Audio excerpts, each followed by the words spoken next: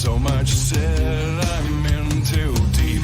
Waters I tread can't catch my breath.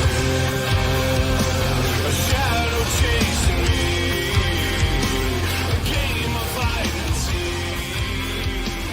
Found now have a key.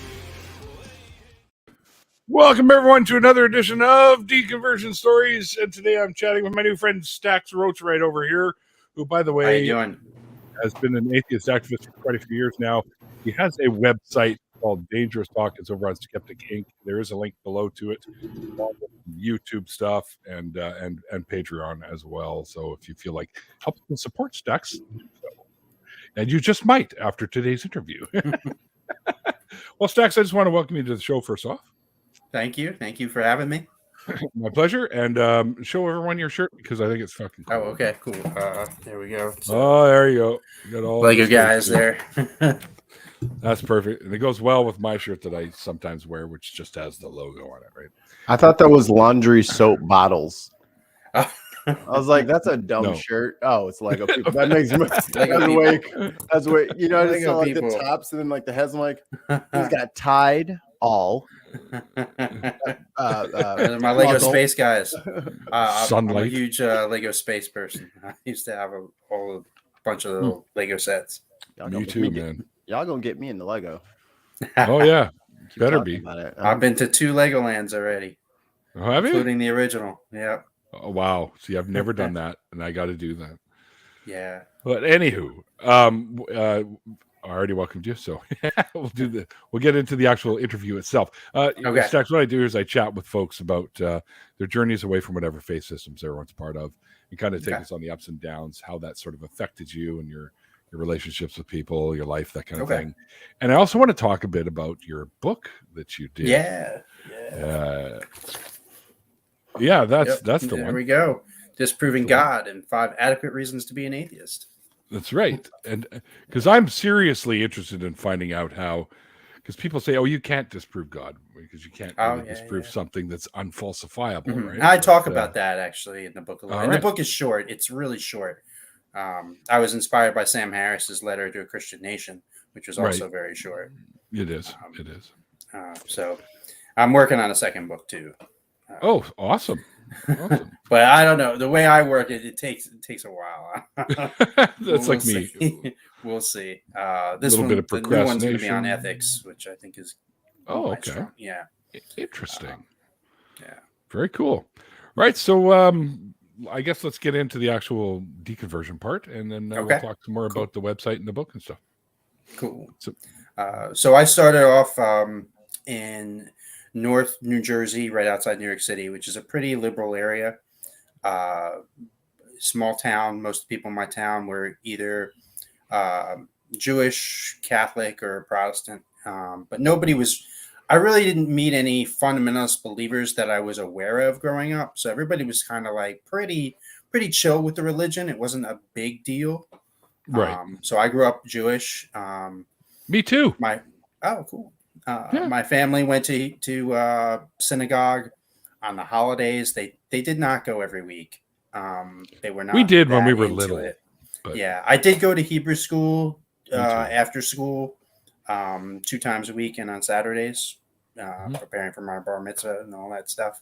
Yep. So I mean, we weren't terribly religious, and most people in my town weren't terribly religious. So the conversion thing, when I was 13, I guess I realized I was having a hard time dealing with the problem of evil. And Yeah. honestly, the problem of evil is a popular deconversion story. And it was at that point that I just realized, let me see, how do I phrase this? That there were some people who were doing bad and they were succeeding. And so, how could there be a God in that sense? So Sure. I think I voiced it to somebody and they told me I must be an atheist. And so honestly, it wasn't a big deal until I went down. But when I did say that I was an atheist, all of a sudden people who were not very religious suddenly became very religious to my face, and they were like, "How can you be an atheist?" Which was a little surprising, considering the town I was in was not very religious. Right. But it wasn't until I came to college that really things changed a lot. Like I went down to Pennsylvania and outside of Philadelphia for college, and that's when I first met some fundamentalist Christians, and that was where I was like, "Wow, these people are crazy." So it started like I was hanging out in my dorm. I was hanging first year. Met a bunch of people. They seemed really nice. We were talking about philosophy stuff, which was something very interesting to me. And after, we hung out a bunch of times. We were cool. And then they were like, "Hey, we're going to our Christian meeting. Do you want to come?" I'm like, "Well, I'm actually an atheist." And they're like, "It's okay. It's open to everybody. Here, come on." All right, I guess so. All right, then. So I guess so. I was curious. So I went. And right outside the door, there were people like doubled over each other, like as if they were like tackling a football or something, and they were shaking. I was like, "Well, what's going on over there?" Like the Lord is moving them. And I was like, "Whoa, wait a minute. That's crazy. Here, let me hear what's going on. I'm curious." So I went in, and we had the whole Christian meeting and everything. They had the music and the pastor came up and started talking about different things, and then at the end he says, "Everybody stand up. If you're new, for the first time, everybody stand up. And if you feel the Lord is moving you to accept Jesus into your heart, sit down." And everybody's staring at everybody who's standing up, including me. And one by one, they start sitting down. I'm still standing. I'm the only one left standing. Sorry, folks. I'm a Jew. Well, I was already pretty much an atheist, but I wasn't like, I wasn't an activist really at that point. And I was the only one standing. And then after like 5 minutes of everybody staring at me, the pastor was like, "All right, well, maybe you'll be saved next week." And that was it. But I kept coming back. I made friends with those people. I went to all the Christian groups. I was fascinated. I was absolutely fascinated. How could people believe things that were so crazy? Because this is my first introduction to fundamentalism, and I was hooked. I went to dinner with them all the time. They became my friends. The different groups would send people to my door to try and convert me, and then after a while, they told their members not to come to my door because I was deconverting them. Oh, so shit. After a while, they were not coming to my door anymore. Did you ever, like, after all of that, after they told you told them not to go to your door and stuff, did you ever like come in contact with any of them? And some of them were like, "Dude, you totally deconverted me." Yeah, actually, it doesn't happen where they come to me and say, "Oh, you've deconverted me." Usually you don't deconvert somebody on the spot. No. Usually they think about it. They go, "All right, I'm going to think about what you said and come back." And then like a month or two down the road, maybe longer, they'll I'll run into them again. They'll be like, "Hey, I just wanted to know I'm no longer a Christian." Sometimes they'll say, part of it had to do with a conversation we had. Sometimes they don't, sometimes I'm just a stop on the way. Right. But yeah, it happens. It does with Christians when they convert somebody. It's like that, right? They convert somebody. It happens right there. They feel the Holy Spirit in there. For atheists, it's a little bit of a longer process, right? When you deconvert somebody, you're putting the questions and doubt into their mind, and they have to research it. And even once they come to that conclusion, it's more than that, because now you're asking them to break from all their friends, their family, and everything they know, their social constructs. Yeah, which is huge. Part of their identity. So one, you have to get them to actually understand the world outside religion, and then you have to get them to the comfortable level where they can leave. So it's like a two-part process, and it takes time. Mm-hmm. My favorite deconversion story is my friend Tom. He Doubting Thomas. basically, yeah. He I met him in an unusual circumstance. He was part of Campus Crusade for Christ, and they were doing a program called "Do You Agree with Tom?" How he got over alcohol, or something like that. And it's apparently it's a popular program they do. They swap out the name, but they find somebody who became Christian because of alcohol abuse. Right. And so they bill it as an anti-alcohol program, but then they don't tell you it's religiously based. I thought AA was all about. Yeah. Well, but they didn't. They don't advertise the Campus Crusade for Christ part. Right. They advertise, this is a guy who got over his addiction to alcohol, and then of course you go. And then they hit you with he got over alcohol through Jesus. And so he did this program and it was advertised all over campus. And a lot of people went. And then a friend of mine, I was president of the philosophy club at the time, and a friend of mine convinced me to run a philosophy club program. Do you agree with Stacks? How I got over God, kind of mocking that program. And it took a little while for me to get my advisor to sign off on that, but he did. And so I did that program. And Tom showed up. So it was a great program. And Tom showed up. And then he came to my philosophy club office hours the next day. And we chatted and we became pretty good friends. And he was religious and I was not, obviously. But we enjoyed talking to each other about philosophical things and religious things. And after we graduated, he'd gone on to divinity school. And he had, been doing that for a while. And then he decided that the divinity school he went to was a little bit too conservative for him. So he went on to Yale Divinity School, actually. And he was really into it. And we would email each other every couple of months. We'd send an email to each other. It would be a long email. Some of it would be personal stuff about ourselves and what's going on in our lives. And then we get into some kind of philosophical debate. And it would take us months to respond to each other, and it was fun. And we would do it every couple months. And one day I got the email, I'm not sure I believe this stuff anymore. Uh-oh. And then he said he was having some trouble though adjusting. Right. As you do. So, and Tom he's a very curious person, and he researching it in Yale Divinity School. He was researching a lot of stuff. He knows his stuff. So the fact that he was having doubts, he was upset about it. He had the existential problem. And, I invited him over next time he was in the area. He came over. We talked for a while. Now I think he does some alcohol counseling and stuff. Oh, wow. Good. But good he does him. do That's stuff. He skirts the line. I think he works a lot with religious people and he does a lot with religion. He doesn't put his atheism out there. Sometimes he doesn't even say that he's an atheist. So he's a little cagey about it. But he definitely had some existential issues with his deconversion.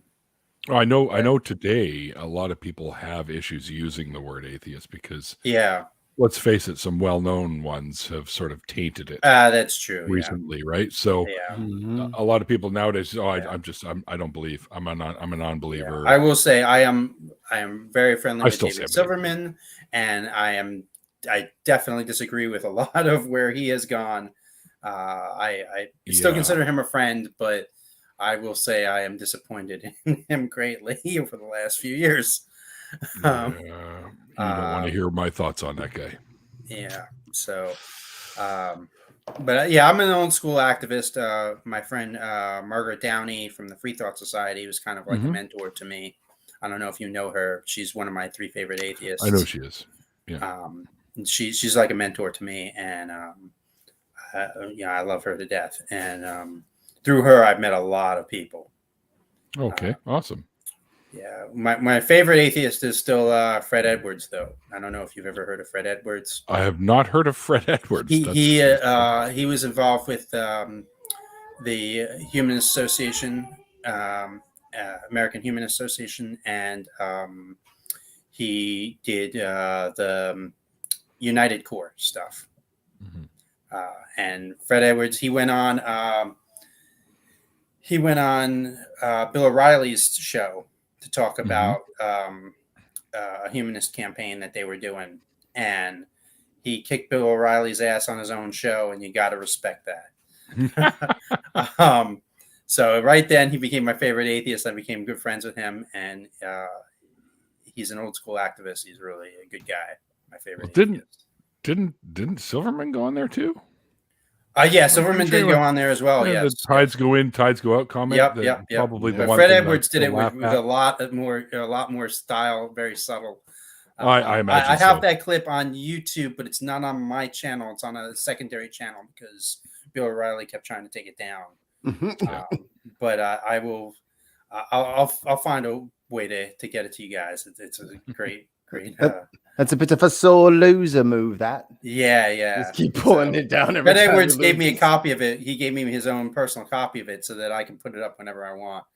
Whenever he takes it down. My other favorite atheist is Herb Silverman from American. Was it the American Coalition of? I'm forgetting the name off the top of my head now, but it's the Secular Coalition for America. That's it. Okay, sure. Yes. So Herb Silverman's the head of that. He's an author as well. He's got a lot of books. I think like 2 or 3 books. He's hilarious. If you don't who Herb Silverman is. Candidate Without a Prayer is one of his books, I think. Right. He's hilarious. And I got him to write the foreword for my book. So I'm very happy about that. That's cool. Herb Silverman is hilarious.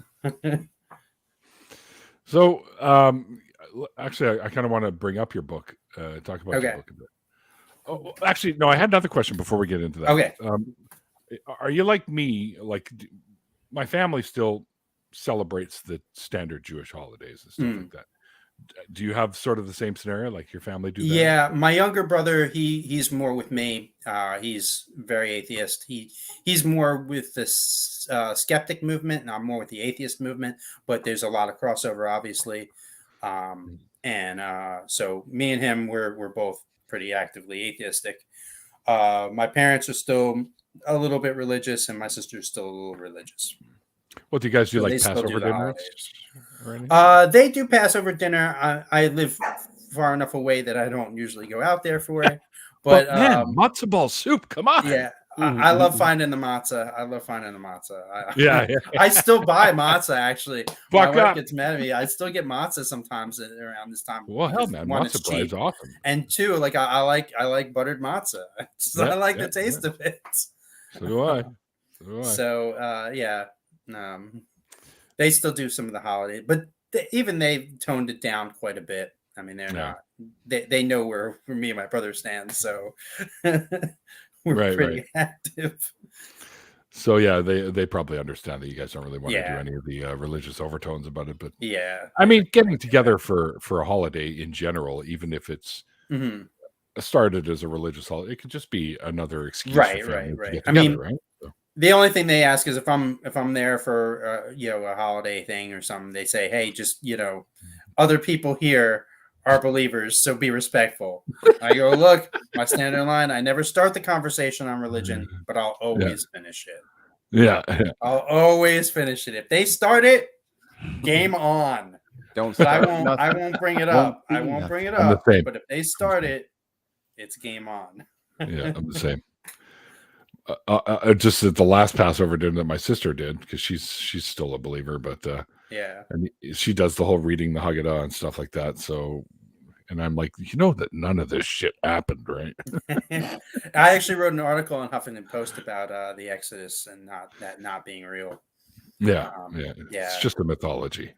Yeah, basically, as most religions are. Well, all of them. And you know what? I even got who's that? There's a famous rabbi, Rabbi Wolpe. Yeah. I even got him to admit that that the Exodus never happened. I talk about that in the article too. Well, there are a couple of Bible scholars that have, I think it was it? I can't remember which university in Israel it was that they were from, but they both went out and did a whole huge search for evidence for this stuff. There should, Right. and there should be some pottery at least, or Right. or something still kicking around, and they Yeah. couldn't find a fucking thing. So. No. The link to that is in the chat. Oh, okay, cool. Oh, there you go. Perfect. Cool. Posted as me. Yeah, Oh, yeah, Oh, 'cause I you see- logged in as me. Cool. I see the comments now. Oh, I didn't even see the comment section here. Yeah, there. Cool. Oh, wow. Okay, there's a lot. Cool. Yeah, a lot of comments going on. All right, so All right. Stocks, let's get into the book. Like, what prompted you first off to write the book? Well, a lot of things. I had a lot of ideas for different books kicking around, and I still do, and I'll probably get to some of them maybe eventually. This one I figured was a good,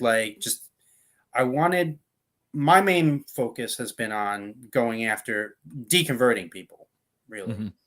And a number of years ago, Sam Harris, before he went off the rails, he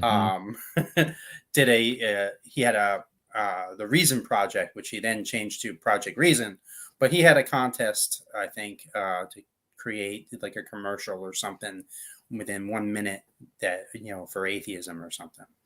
And I did a quick video on that, and my video skills are terrible, but I didn't win the prize, but I like the argument that I made with it. And so that I shopped that argument around a little bit with believers and atheists, and people had their criticisms of that argument. And I eventually decided, okay, I'm going to expand that argument a little bit, make it into like a little bit of a book pamphlet, answer some of the criticisms that I've had on it.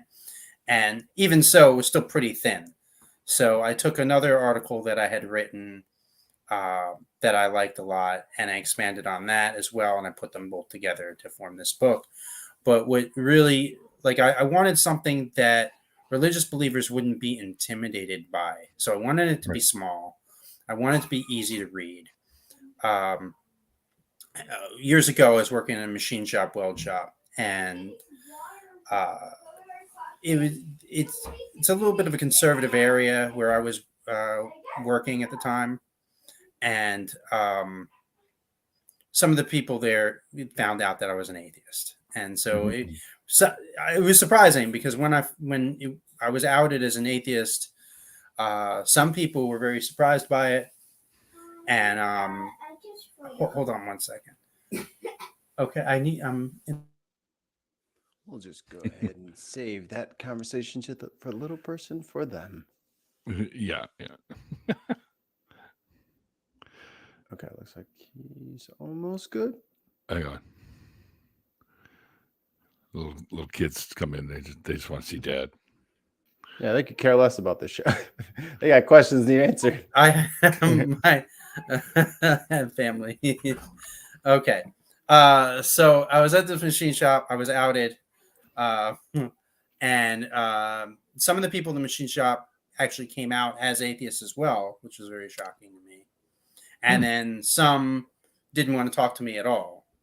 Wow. But I dealt with a lot of other machine shops, and word got around that I'm the atheist. And the owner of a neighboring machine shop that we dealt with a lot was a promise keeper and, pretty religious. And he would like to talk to me about religion a lot. And one day, as a gag gift, he around Christmas time, he gave me Lee Strobel's book. I forget the name of it now, but yeah, The Case for Christ, right? Yeah. Case for Christ. So he gave me that, and of course, I read it, which surprised him. And the following year, I gave him Letter to a Christian Nation by Sam Harris, and that's a short book, and he didn't read it. It's a short book, yeah, and he didn't read it. And I was shocked because I read The Case for Christ and came back, to discuss it with him. And he didn't read the book that I gave him, which was way shorter. Wow. So I was like, you know what? I want to write a book that's even shorter than that, that will kind of get religious people's attention. So I kind of wanted to put a grandiose title, Disproving God, right in there to try and get them angry and interested in reading it, and then smooth it back a little bit. So I think it's a good book because it's in two parts. The first part deals with like my main argument against God, not my main argument, and a good argument that I think religious people will gravitate towards. That it will hit them where they need to be hit. Mhm. And then the second half of the book is more comedic, and I kind of deal with like a bunch of different issues and kind of in a lighthearted way. I was going to say, you kind of lighten it up a little bit. So Yeah. So the first one is lighthearted. the first half is more of a, academic in a sense, and then the second Mhm. part is more fun and humorous. Plucky comic relief. Yeah, exactly. My next book is going to be on ethics, and it's going to be a little bit of both. Good. I think we have to, throw a little levity out there on when you're talking about serious topics. Right. Just, I think even just at the lowest level of that, just to keep people interested, because Yeah, after a while, if you're reading stuff that's kind of hurting your feelings, you're going to want to laugh a little bit, I think. right. But Right. I mean, we're basically telling people to abandon everything they've known. And yeah, sometimes it's a little heavy. yeah, it absolutely can be. So, now by going to the website that I posted for the Dragonist talk, the Dangerous talk, Mhm. which I linked down below, guys. Dragons, there be dragons. There's a link to actually grab that book from, I think it's Amazon, and you can get it in paperback and in Kindle. Yeah, I noticed, it's right? $6.69, 66 cents. Sorry, the devil's number. $6.60. Yeah, a lot of people like that idea, so I it's more like humor on my part. I just wanted to throw something funny. I was like, if I can have a joke in the price, why not? We'll do it. Did you ever end up giving a copy of that book to the dude that you gave the Sam Harris book to? No, actually, that was many years ago, so I wouldn't know how to contact him at this point. Oh, I see. I would love Okay. to, though. Yeah, I would love to. I Well, might try to might go find back him. to his machine shop and see if he's still there. Yeah. That'd be interesting to see. Was it his machine shop? He was the he wasn't at the time, but I think he became the main manager there, and I don't know if he became the owner. Actually, I'm not really sure. But yeah, at one point he became the manager there. Okay. But we had a good relationship. I mean, obviously we disagreed, and we like I said, it was a gag gift from him. The Case for Christ was a gag gift, and we would just enjoy talking about politics and religion a lot. He was a big, I'd say Trump person, but it was before Trump, so he was big into George W. Bush back in that time. Oh yeah, okay. Yeah. So and we would talk about politics and religion quite a lot. But it was never nasty. It was always, friendly, barbing, Yeah. I do that a lot with religious people. We get into conversations, and I call conversations rather than debates. We're having a conversation, and we get into a lot of religious stuff and, back and forth. But it's always in a friendly way. That's good. That's good. Yeah. One of the things I just remembered I want to ask you about is one of the first things you see on the Dangerous Talk skeptic link or whatever website there Skeptic is Inc., right? four things atheists should be doing. Oh, right. I remember that one. Curious to hear about what are those four things that we should be. To be honest with you, I wrote that one a long time ago, so I'm not sure I remember what those four things were. But they were, I think they were just getting involved in the community, with the atheist community at the time. I've written so. When I became an atheist activist, I started doing a radio show at my college radio station, and basically I did the show was a talk show, and it was called Dangerous Talk, and I would have guests on, talk about politics and religion, social issues, all kinds of stuff. All the stuff that never to talk about. Yeah, exactly. And we actually played up on that.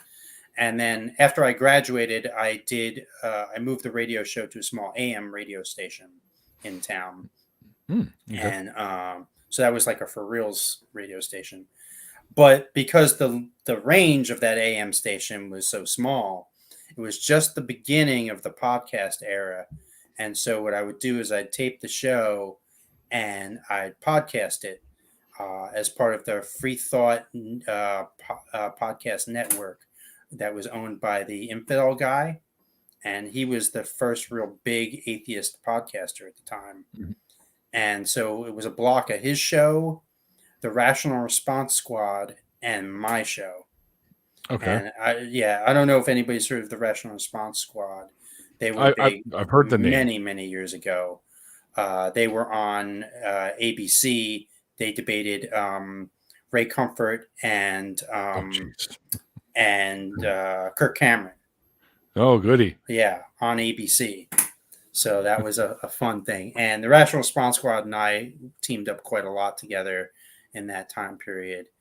And so we did that. We did the podcasting. And then after a while, I transitioned that to the blog. Gotcha. So I have a ton of content on the blog, years worth of articles and, and stuff there.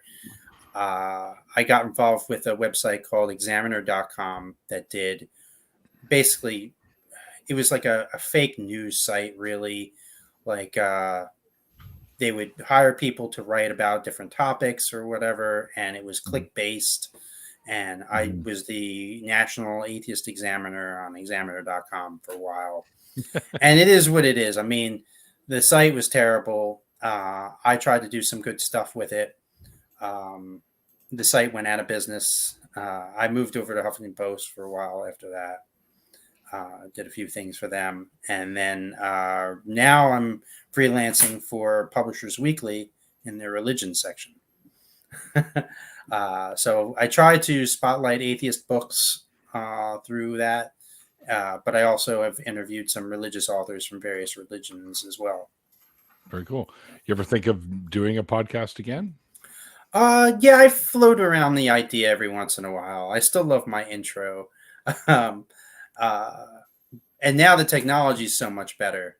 Like, Yes. We're using this StreamYard. Yep. And I know I've been on some podcasts that also have used this before. And yeah, the technology is so much better now. When I did my podcast, it was tough for me to take phone calls and couldn't really, it was just, Now you can do that online too. What was that? You can do that online now too. Yeah. Now everything is now the call-in so show easy. website. Mm-hmm. It's I definitely think about it. I don't know. I've been kind of out of the main groove of things though, so I'd have to figure out where the landscape is. I'm not as good at promoting things as I should be.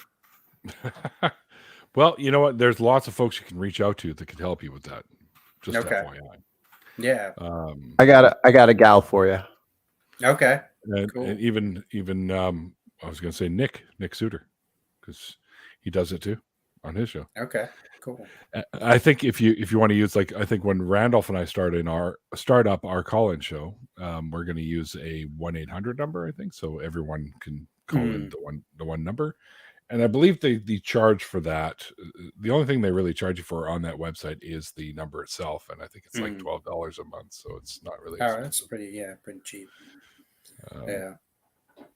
As far as I know, I haven't done much of that research. Randolph's been looking into it, and I have my friend Nick do it. He's going to send me some information on it as well. So, yeah. Yeah, I was on Phil Ferguson's show a number of months ago, and Oh, yeah. yeah, he does a good podcast, and Laughing in Disbelief with Andy. I was on his show a while back as well. Okay, very cool. Yeah. He's a good friend of mine as well. Oh, cool. It's a call-in show. Just shut your mouth, Air. We have been talking about it for a while. Yeah. But we had to build the studio, and then shit got in the way, so we put it on hold for a bit, and yeah, we're getting back into it now. Now that the weather's better. I'm always curious about trying to get some of my old friends from the Rational Response Squad out of retirement and see if I can bring them into a show and do something old school. But I don't know. We'll see. That'd be cool. That'd be really cool. Well, I mean, if you want to do something like that, and you want to do it like with other people, there's tons out there that would Yeah, yeah. I mean, the atheist community has definitely evolved a great deal. And yeah, I'm really happy with where we are as a community. It's not as coherent as it used to be, but that's a good thing too in its own way. Well, yeah, it's kind of let's face it, atheists really only have that one thing in common, right? Everything else is a crapshoot. Right. Yeah. Although, I mean, most atheists do have, some progressive values in common as well. But as we've seen, not all of them do. No, that's right. That's right. But most of us tend to be on the same page progressively, politically. Yeah. But, there's some nuances and of course, sometimes those nuances become an issue. Yes, they do. Sometimes more so than other times. Yeah. Yeah, I mean, mostly a lot of the political stuff is the stuff I think where some of the differences are, and humanism type things as well, I think. Mm-hmm. Yeah. For my Wednesday show, which is like almost 100% politics and then a little bit of pop culture mix in there, and we've been having a lot of candidates on, cool. running for Senate, running for just Congress in general, or like a couple secretaries of state and stuff like that. And the one question I always ask, I'm like, so you're going to help me tax a church? And it is very interesting to see some people they're like, yeah. Well, they're not doing their job in the community, so they don't need no tax exempt status. I was like, when I was in the enthusiasm of youth, I did attempt to run for Congress at one point. Did you? I did. I didn't get on the ballot. The party decided. Well, the district I was in 3 counties, mainly 2 counties, but a little bit in a third. The main county at the last minute decided they were going to run another candidate just to knock me off. Yep. So you don't need them damn atheists in there. Yeah. Well, it was more because I was very progressive at a time when that was not the popularity thing. So they actively found a candidate to run against me who had a lot of name recognition. And she beat me in the primary and then lost 3 times in the general election in a row. So, yeah. Oh, well. But it was a fun experience, and I definitely enjoyed the experience of it. Wouldn't do it again, though, or? I might at some point. I at one point was going to do school board. Okay. There was a Republican candidate, a Republican school board member who had to resign in disgrace for stealing from charity. And so they had an open seat. And instead of bringing it to a general vote, the existing school board members were taking applications, and they were going to vote for somebody to finish out his term. And so I threw my hat in the ring there. But as soon as it came out that I was an atheist, they said, nope. Wow. Gonna eat your babies. Yep. So they did not like that at all. Even though one of the school board members was somebody who was arrested for killing somebody, that was okay. But me being an atheist, not okay. Yeah. Wow. I get it. You say something like that, and one of my biggest arguments against the existence of a God, especially a biblical God, the one that most people are familiar with, is the fact that it's claimed that he's all-knowing. And the fact that he's all-knowing means he knows everything that's ever going to happen, which means he would have known ahead of time all these horrible things that were happening, including that teacher or whatever killing whoever it was. Right. And could have stopped it, but didn't. It's like what? It's like what? Okay, sorry. He could stop all the priests that are raping kids, but he doesn't. He could have stopped the fucking Holocaust or any other type of Holocaust, but he didn't. It's like Tracy said on the what's it called show AXP, where she was like, well, the difference between me and your God is if I saw somebody abusing a child, I would actually do something. Right. Like if you saw somebody being raped, like you would step in if you could. Right. And God watches it and It's like, I'm going to get Go you ahead. later. Yeah. Have fun with that. I would step in definitely, even at the risk of my own life. I would step in. Right. So I mean, it's the morality. I always find when religious people bring up the moral question, they think they gotcha. Where's the moral grounding? And that's why my next book is focusing on that, because they think that's their gotcha question, and it's my gotcha question to them. Yep. So I want to like expand on that a little bit, because that's where I feel is like really where we can get religious people to leave their religion, is to show just how immoral their deity is, and just how immoral being a religious person is. That they say we have no moral grounding, but they don't have the moral grounding. Their moral grounding is the whim. It's of their horrifying. Deity. Yeah. It's not even that. It's their interpretation of the whim of their deity. So it's even more subjective than they realize. Is that a Mandalorian poster behind you? Yes, it is. Yeah. Awesome. The child comes with me. Yeah. I'm also a huge Star Wars person. Yeah, me too.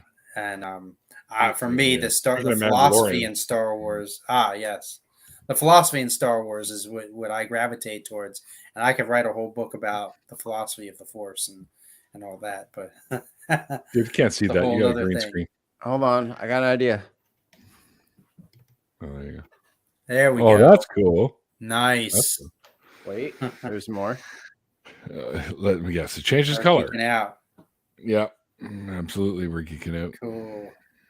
We're geeking out. I wish I had a shelf behind me, because this would be sweet. To just have this bad boy churling about in the back. All right, you could always put one there. No, we're gonna leave here. Yeah, through Publishers Weekly, I interviewed the founder of the Church of Jediism in England. Wait a minute. There's actually a Church of Jediism? Oh, yeah. There's a Church of Jediism, and the guy wrote a book, and so I got to interview him about his book for Publishers Weekly, and I am way more into Star Wars than that guy. What's his name? Daniel something or other. Hold on, I'll find it. He's coming on the goddamn show. I want to talk to the Jedi guy. Hold on here. Let me find it. It is Daniel Jones. Yeah. And his book is Become the Force: 9 Lessons on How to Live as a Jedi Master. Oh, wow. Yes. You can see my interview with him on you've spoken to him. Okay. Page. I have questions about that. Does he actually believe in the Force? No, he's a bit new agey. So he's got like a whole lot of new agey stuff that he tries to fit that into Star Wars a little bit. It's not the way I would take it, right? But I mean, Star Wars is basically a lot of Buddhist philosophy, mixed in with some other philosophies and Joseph Campbell's stuff, and so like that's really I would love to talk more about like the philosophy in Star Wars. I could totally do that, and the religious aspects of it, and from a secular standpoint, the religious that sounds weird. Secular aspects from a religious standpoint, but yeah, this guy takes it too new agey, and I was a little disappointed. But yeah, it's not surprising though. I don't think, because let's face it, the Force in and of itself is a little new agey. The idea behind it. But yeah, I think there's a lot of secular philosophy that we can talk about through Star Wars. Sure, absolutely. And I think this guy missed the mark a little bit, but that's just my opinion. My opinion. I mean, the interview was fine, and he was a nice guy and all, but I was disappointed in the book. Oh, hang on here. There's an interesting question I want to highlight. Okay. Your words. Okay. If the Christians have an interpretive view of their God, how do you know that it is accurate to the intent of the Bible? My question Right. is, Well, how do that's an they interesting know? thing. Right. And this is where I think a lot of That's the religious people get problem. things wrong. Well, one of the many places religious people get things wrong is they look at the Bible as one coherent book, and it's not. Right. It's not that Oh at no. all. Furthest thing from it. Yeah, it's further thing from it. Um, Basically, it's a series of books written by multiple different authors over different years, and those Rewritten, books have been reinterpreted, and changed rewritten, and and interpreted, reinterpreted. and Yeah, like especially the dozens of Torah, times, hundreds of times. the Yeah, books of the Torah as Torah, well. Yeah. they were never a coherent book. Like Well, how did Karen Moses write about Armstrong. his own death after the fact? That's Yeah, what I Karen want to know. Armstrong has a great book out called The Bible, a Biography, and it's on my list. One of the articles on Dangerous Talk is my five best books for deconverting religious people, and one of those books is Karen Armstrong's book, Bible Biography, and she talks about how the Old Testament basically came about, like how those books were created, and it's such a long process. It wasn't like somebody just penned it down. They evolved over a lot of time, and some stories got mixed into other stories, and the New Testament's no different. And so it's not like a coherent tale. And so Christians try to turn it into some kind of coherent story, but there isn't one. And so there is no original intent because there's no original Bible. That's right. It just doesn't exist. There never right. was. That's right. The first version of it, I think, was the Greek one, or was it? And even that, it's not like a version. Like, people talk about how the Council of Nicaea voted on the books to be fit into the one Bible, but that we know of today. But even that, like those books themselves were rewritten multiple times. Things were changed, all kinds of alterations. We know like this some of the stories that are in the Bible came about much later. It's just not a coherent book. It never was. There was never an original Bible. That's right. Wasn't a thing. Yeah, I mean, and if I remember correctly, Revelations itself wasn't even canon until they decided to make it canon. Yeah, and only with some stipulations. Like Revelations was only supposed to be poetry. It was not supposed to be a predictor of things to come. It was more a poetry of things that had happened. Like Satan was supposed to be, or the beast was supposed to be Nero. It was supposed to be talking about the past, not talking about the future. So there's some article about that too. You can search online. I do not know the author of that one. Okay. There's some academic articles on that. Here's a question. What is it? You have thoughts about mental health issues that can be compounded by the creation of religious beliefs and indoctrination. Yes. Oh yes. There's lots of evidence for that. I mean, especially because we all have this idea that we live in a society where we're individuals and we're kind of lost in the mess. And so everybody gets not everybody, but a lot of people want to be more than just, a cog in the wheel. So, we get delusions in ourselves of doing great, grandiose things. And religion feeds into that. Like, who wants to be just like, a worker in a machine shop when you can be the savior of humanity fighting a battle against Satan? That seems way more important, way more, grandiose. So we get people who are tired of their boring lives. And so they get fed this bunch of crap, and then they fit themselves into this role of savior. And obviously they're not saving the universe by themselves, but they're warriors for God against the evil forces of Satan. And now they're in a TV show. You know what I mean? Like they're in their they've put themselves into this grandiose story to make themselves their lives have more meaning to it. And when you're mentally ill, sometimes that it gravitates a little bit more towards that. Just my opinion. I could be wrong. Fair enough. Good answer. But yeah, I mean, we all get, when I was in the enthusiasm of youth, I thought I had psychic powers at one time, but it was more just my intuition and my ability to read people based on facial expressions and just so folks in the chat do know, Stax is actually an ex-Jew like me, so yeah. The Christian side of things, still learning about stuff. But H.R. Johnson wanted to know, have you ever asked a Christian to show you where the Bible actually talks about original sin in the way they interpret it? Well, I don't know if I've done that specifically, because Christians always have their ways of trying to come about their, like, for instance, abortion. Most Christians hate the idea of abortion. They think abortion is horrible, but there's nowhere in the Bible it says abortion is bad. In fact, there are arguments to be made that the Bible is pro-abortion. Well, that concoction he makes up for now her name's escaped me. Janet. No. Yeah, I think in Job, he talks about Job being a righteous man and he wishes he was never born. So, or he wishes he had been aborted or something like that.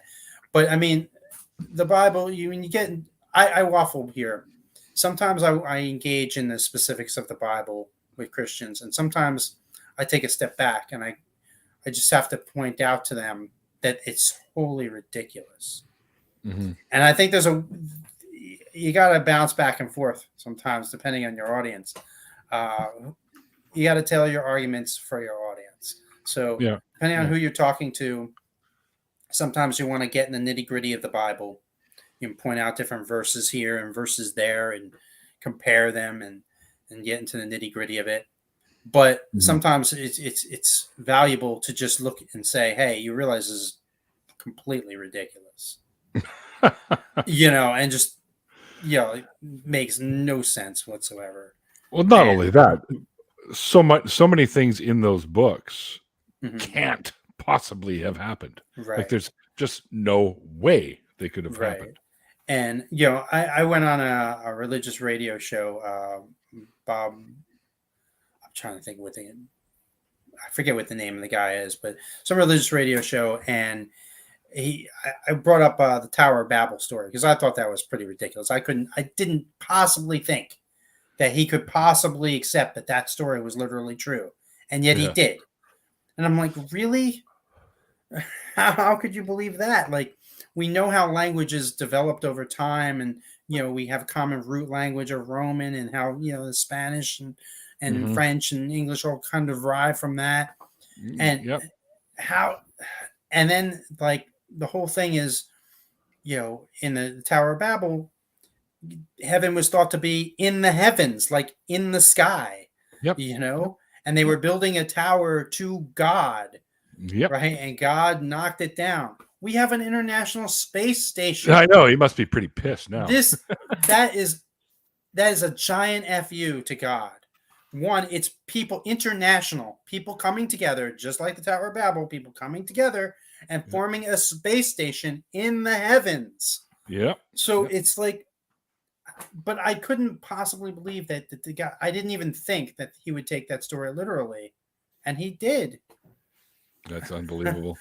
I just had to laugh. Like, that's ridiculous. There's no way there was a Tower of Babel.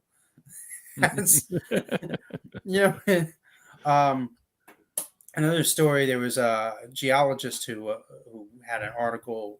CNN was promoting this geology article about a geologist who was working with a Christian group to date earthquakes that coincide with the resurrection of Jesus.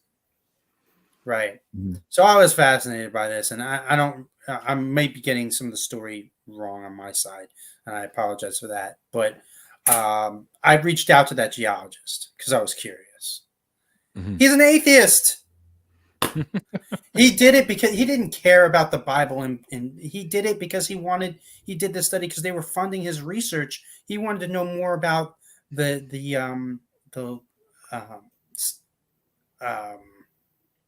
trying to think the way the earthquake structure in that area was, and it had nothing to do with religion, but they were going to fund his research if he just said something, that he was going to help them find whatever it is they were looking for or whatever.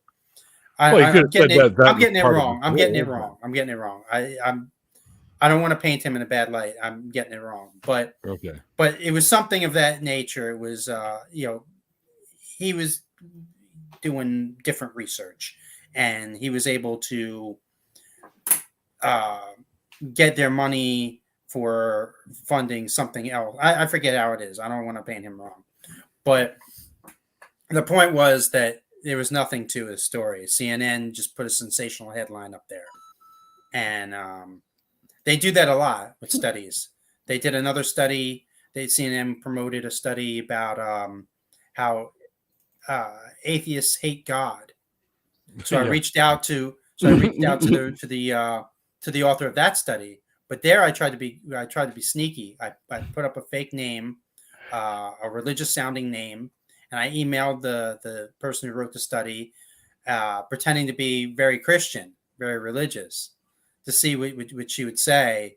And she was like, no, they got CNN was a sensational headline. My study had nothing, didn't say anything about that. My study, was very, atheists hate God in the sense that they hate Voldemort. Like, it's not like they don't believe in God. They hate the character. And CNN just took it and wrote it all wrong. They mischaracterized it. And even me pretending to be a religion, she stepped up and, so, the news cycle, our news cycle, and I don't want to just blame CNN for this, but it's the news cycle in general. They sensationalize these headlines, these studies that they get done. They sensationalize them. They do that with everything. Even scientific possibilities or discoveries. They do it with everything. So I mean, some of these studies are actually decent studies and legitimate. I don't know how I got onto that. I'm sorry.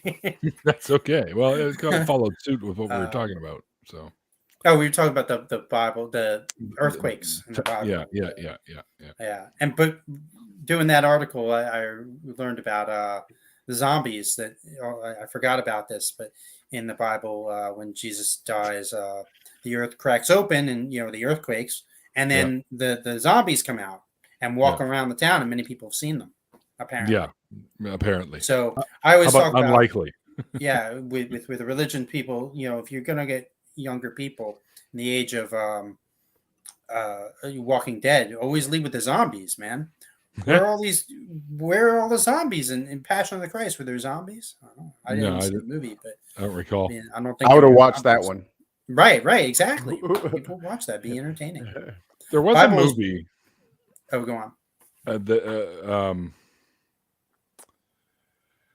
It was done like one of those handy cam movies, kind of like a Blair Witchy type thing, where these guys were in Jerusalem, and all of a sudden, oh boy, there were zombies walking around in Jerusalem and stuff like that because of the second coming, I guess, or whatever the fuck it was.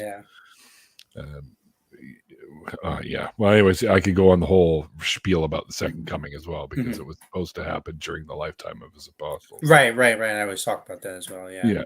He's probably still alive then. It didn't. Still waiting. He's alive. Funny. Well, maybe he works at 7-Eleven or something. Yeah.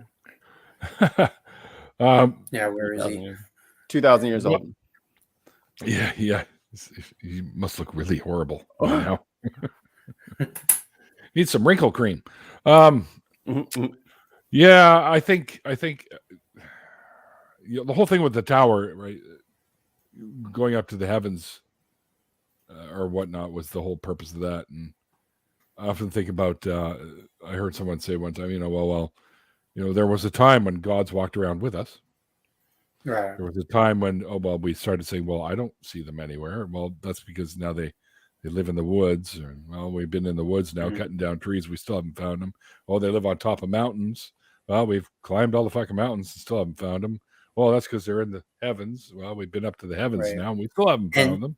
And I always point out that the word used in the Bible for the Tower of Babel, when it talks about God being in the heavens, being in heaven, is the same word for like what the Jews use for like space. Like literally, heaven is space. Like that's I where know. God is supposed to reside. Behind them. And then the Space question is, huge. did God come first, or did he create heaven first? If he didn't create heaven first, where did he live before heaven? You know, it's the chicken and the egg thing there. Yeah, You know, yeah. if he lives in heaven, where did he live? Did he create heaven? Did heaven exist before God? Where's We his know the room answer at? to the. By the way, Yeah, where did he sleep before Where's that? his room? Where's his Right. stuff? we know the answer to the chicken and the egg question. Right. So it's not even And a then- valuable question anymore, a valid one. And then, well, they say, what came before they always get you with the first cause, like, or not the first cause, but why did, First effect. yeah, like, No, the first. You mean before the Big Bang? What happened before? yeah, like, why did God? That's There my wasn't question. anything before the Yeah, Big Bang. What does atheists think caused the universe? And I go, I'll give you one better. Why do you think God created the universe? Why? Yeah. What need did the universe give to God if he doesn't need anything? That's right. Right. So Boredom? why did it take billions of years to come over and here? what's going to create happen us? when the universe is over? What's God going to do then? Yeah. Like It will end. infinity is a long time. People don't realize how long infinity is. Like it's kind of a long time. Shit, man. We're not going to be here forever, and he would have known that ahead of time. Right. I mean, So why even bother? right. What's the point? And Our planet's going to be swallowed by a red giant. So right. And the universe is ultimately gonna, do what the universe is gonna do. So And now that you guys are saying this out loud, and I'm running all these sentences like in a row to make a paragraph in my brain. 33 years on Earth really isn't that much of a sacrifice, is it? no. That's In kinda 3 days, fucking- man. That's like a week. That's a That's like weekend. nothing. And somebody pointed out it's actually 2 days. Like Friday, Saturday, Sunday. That's 2 days. That's not even 3 days. Yes, I Yeah. mean, That's 2 days. I came down here and hung on a cross. Yeah, but He died for However- 2 days and However- came back to life. Who cares? That's nothing, man. There are You people who netted- die, Hold on. you suffer netted- for months you before they netted it. die. You only Months or netted years. You only netted one dead day. Yeah, Right, but- exactly. Here's the problem with that. Even 1 day is long enough for cell death to occur. Once cell death occurs, you're not coming back. No. Period. So I mean, yeah, I mean, it's not much of a sacrifice. It No. really isn't. It's barely Why a would he need to do it anyway? What's his fascination with blood sacrifices? That's what I don't get. And right, and I He's an talked omnipotent about, being. yeah, What? I always like talking about why the elaborate scheme. Mhm. Why can't God just poof forgive? Like Yeah, why this whole exactly. elaborate scheme? If he's all loving, but no, he can't be all loving because he's just, and he can't be all loving and just at the same time. Why, so. why not? Isn't he Because- God? Can he? You can do both. No, it's contradictory. I mean, But he's Then God. God is a He can do contradiction. contradictory things because he's God. If Unless you're special putting pleading- limits on your God. oh, I mean, that's special on you. pleading, If Christians want to put special limits on their pleading. God, they want to say their God can't do something. The That's entire on idea them. of him that fucking deity mean- breaks the laws of physics, anyways. And no, Yeah, I he mean, can't break. The I laws thought of God physics. could do anything, but if Christians want to limit their God, tell God what he can't do, that's and, on yeah. them. in the 6,000 years that God has created this perfect universe, his 33 years of sacrifice and service Mhm. are essentially a wet CVS receipt. Yeah. Like it is nothing. It is an old dryer sheet. It is the most throwawayable thing I can think of. Right. I love telling Christians though that they're putting limits on their God. That's the best. And they're trying to constrain God. They're telling God what God can't do. I need him to That's not my be able to favorite. do this so I can win this argument. Hmm. I love that. It's fun. So It's like writing things we- up in Texas. we should clear something up here for someone in the chat there. There are two different words in Hebrew. There is a word for heaven, and there is a different word for space. Right. But in the story of the Tower of Babel, the word they used is the one for space. Right. Yes. Mm-hmm. Yes, it is. Yes. Mm-hmm. I think I want to say it's like Shema or something like that. It's been a while since I wrote that article. Space is merhav, I think. Yeah. I forget. But it is definitely the one they use for space is the one used in that story. Okay. Well, I'd have to go back and check it out. I don't remember. It's been a while since I wrote that article, but yeah, fact check me. I don't know. I could be wrong. It's merhav or something along those lines. Mm-hmm. Anyway, I lived in Israel for fucking almost 3 years. So. Oh wow. Okay. Yeah, I lived in Ramat Sharon, actually.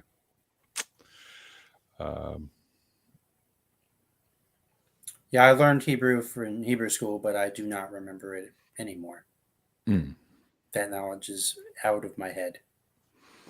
And for the record, Richard, correlation, just because they used the word for space doesn't mean that it has nothing at all to do with the space station. Just FYI.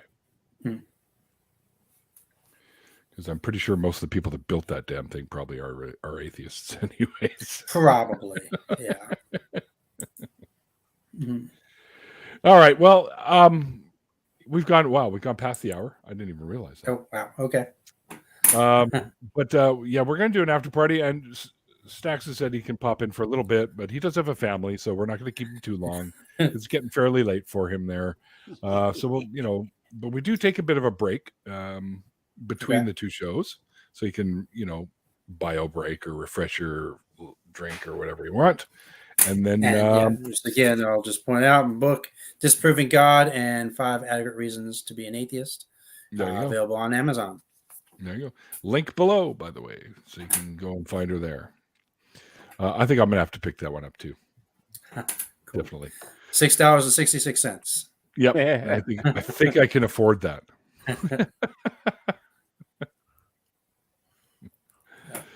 Anyway, let's do that. We'll get into the after party. Thank you guys out there in the chat for hanging out. I hope you guys enjoyed tonight's show. If you want, you join us for the after party. You can let us know, and we'll get you a link, and you can jump in here with us. And my amazing patrons, you guys are the backbone of how I'm able to do this. So thank you for all you do for the show. It's very much appreciated. And thank you, Stacks, for coming on. And no problem. Thank you for sharing having your stuff with me. It's been a pleasure, my friend. Thank you. Let's do that now. We'll get into the after party and in a little bit. Remember, probably about a 10-15 minute break there, and then we'll get into it. So anyways, guys, appreciate y'all. And until next time, like I always say at the end of the interviews, like the late, great Christopher Hitchens once said, it's called faith because it's not knowledge. And we'll see you guys next time. Bye. Thank you. Will anybody see me for who I am? Try to relate, but somehow I keep getting jammed. The real me inside is screaming to be heard, but I can never turn my visions into words. Untangled, my visions blur. What's untangled?